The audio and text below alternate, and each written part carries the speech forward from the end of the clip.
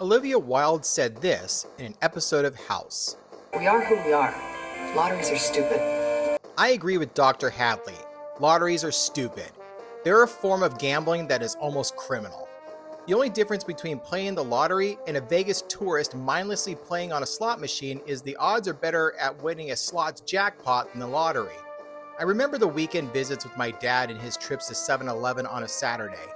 He would always play the lotto without fail on Wednesdays and Saturdays. Every time he played, he rarely won. The odds are almost never in your favor when you pick your numbers. I never understood people who compulsively participate in this money-wasting activity with a sliver of hope that they'll win. Suppose you win, then what?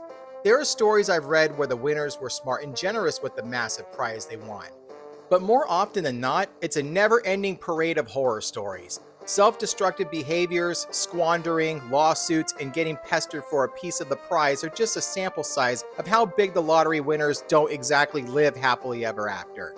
I hate to be morbid about this, but when my mother died, I sort of hit the lottery myself, and so did my daughter. I've also been an idiot after my wife and I sold our townhouse in 2016. We made a killer profit due to buying our house during a low housing market and selling when the market was hot and people were selling their homes for more than what they paid for to start with. I sort of learned my lesson the second time after I inherited everything my mom saved up. In both scenarios, not all was spent, but we knew when to say when.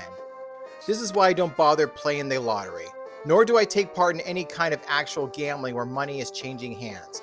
That also includes gambling on sports, because I know I'm not actually winning. Coming into contact of any kind of fortune has its costs that I'm not willing to pay. If I remembered all of my mom's financial advice, I probably would have nothing to worry about. I honestly don't want to find out whether or not a few bucks and matching a particular set of numbers will cost me my soul.